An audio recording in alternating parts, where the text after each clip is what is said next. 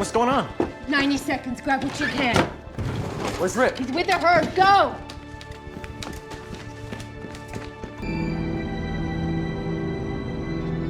Dutton Ranch just arrived.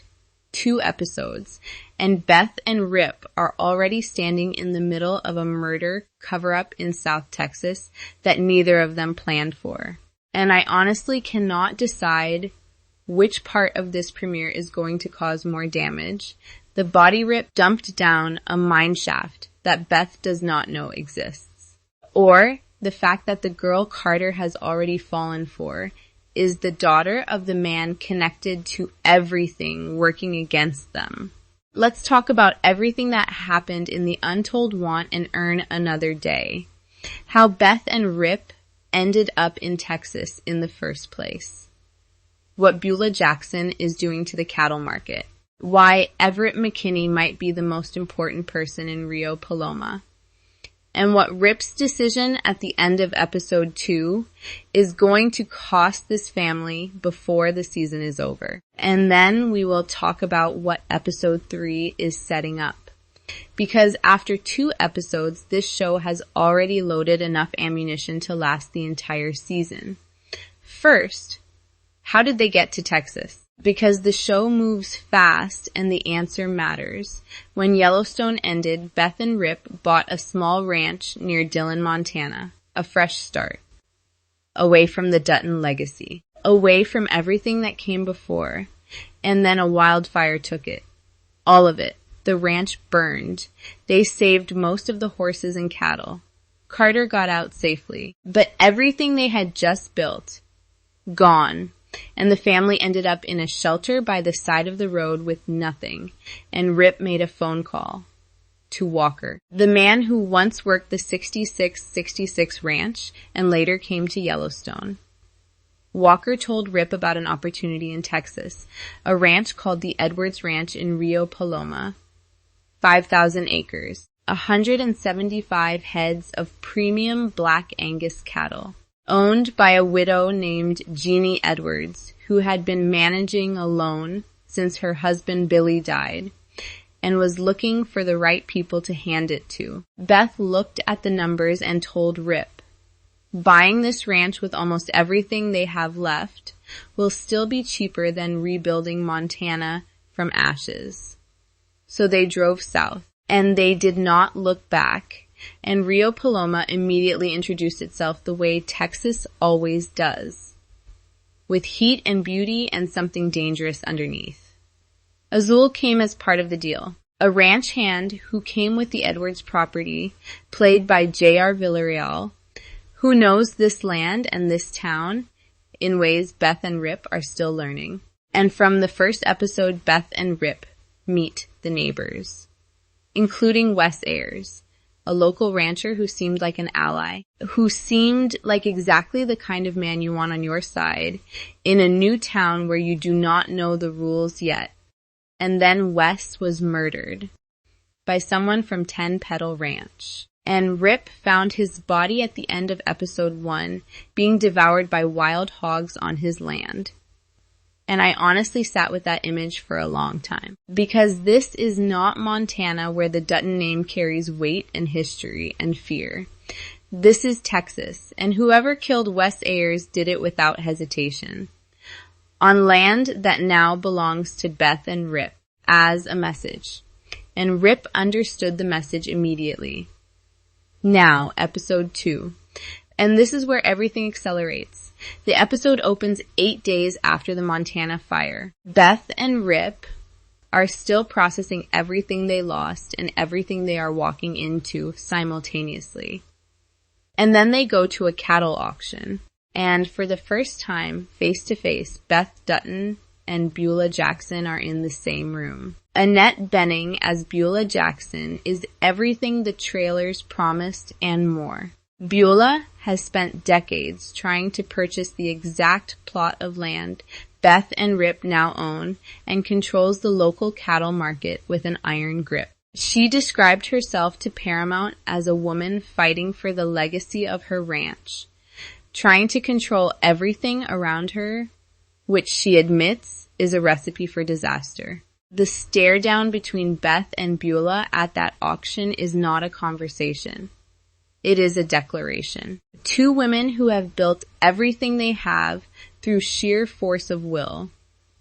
Standing across a room and understanding immediately that only one of them is going to get what they want in Rio Paloma. And I honestly could not look away. And Bula's first move is already in play.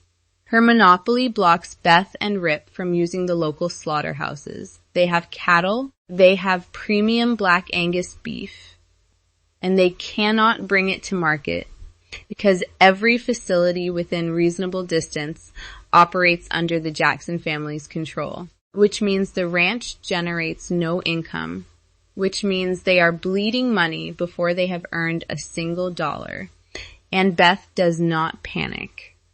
She finds Everett. Everett McKinney, played by Ed Harris, is a proud Navy veteran and local veterinarian who Beth befriended after paying top dollar to save an injured mare, and Everett points her toward Claudio, a man who runs an independent meatpacking facility near San Antonio that sits entirely outside the Jackson family's reach. Beth drives down, talks tough, and secures an alternative supply chain, completely bypassing Bula's corporate stranglehold. One conversation, one drive to San Antonio, and Beth has already found the gap in Bula's armor. I honestly think Everett McKinney is going to be one of the most important characters of this entire season, because Beth does not trust easily, and she trusted him fast. Meanwhile, Rip is building something of his own. Knowing they are outnumbered, he recruits Zachariah Moss, played by Mark Menchaca, a former convict looking for a second chance. Rip has always been the man who builds a crew from people the world threw away. He did it at Yellowstone. He is doing it again in Texas. And Zachariah Moss is the first brick in whatever army Rip is quietly assembling for what is clearly coming. And Carter, who met Oriana. And I want to spend a moment on this because this is the detail that is going to detonate later. Oriana, played by Natalie Allen Lind, is the daughter of Rob Will. The complication arrives fast. Oriana turns out to be Rob Will's daughter, making her family the direct source of the body now secretly buried and moved from Dutton land. Carter does not know this yet. He just knows he met someone in Rio Paloma who interested him. And the show is building a Romeo and Juliet situation between two teenagers whose families are already at war in a way that neither of the teenagers fully understand. And I honestly think Carter and Oriana are going to be the thread that makes this war personal in a way that even Beth and Beulah's rivalry cannot match. And then there is the body. Rip hid Wes Ayers in a freezer after finding him in episode 1. And at the end of episode 2, Rip decides to dump the body down a mine shaft. Gone. Untraceable. And Beth does not know. She does not know Wes was murdered on their land. She does not know Rip found him. She does not know there is a body at the bottom of a mine somewhere in Texas that ties her husband to a crime committed by the people trying to destroy their new life. And Wes' widow is already asking questions, already wondering where her husband is. Already looking for answers that are never going to find their way to the truth, because the truth is now buried 100 feet underground. And I honestly think the moment Beth finds out, not just about the body, but about the fact that Rip kept it from her, is going to be one of the most explosive scenes this show produces all season. Because Beth Dutton does not handle secrets from Rip. Not well. Not quietly. Now, episode 3, Act of God Business, this Friday, May 22. And the title alone tells us everything about the energy of what is coming. An act of God is something beyond human control, something you cannot prevent and cannot negotiate with. And after 2 episodes of Beth finding workarounds and Rip quietly building defenses, Episode 3 is where Bula stops being a presence in the background and becomes a force in the foreground. The tension between Beth and Bula reaches a critical turning point, and Beth faces her biggest threat yet in South Texas. What form does that threat take? 2 episodes in there are several possibilities. Wes's widow surfaces with questions that start pointing in the wrong direction. Bula discovers Beth's deal with Claudio and moves to shut it down before it can breathe. Rob Will finds out Carter and Oriana have been spending time together and uses it as leverage. Or the mine shaft gives something up.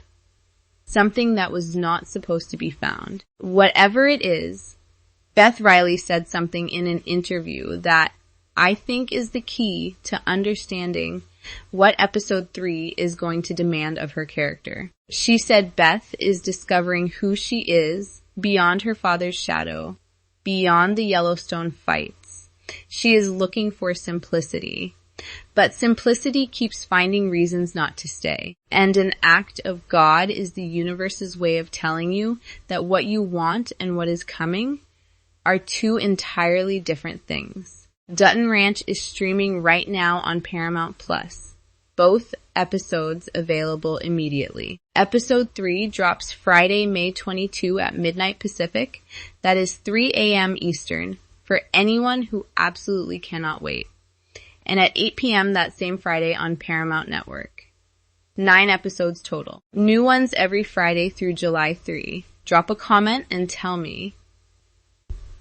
Do you think Rip is going to tell Beth about the body before she finds out on her own? And do you think Carter and Oriana are going to be this season's most dangerous storyline? Because after everything these 2 episodes set up, I honestly think the mine shaft and the teenager are going to cause more damage than anything Bula Jackson does directly.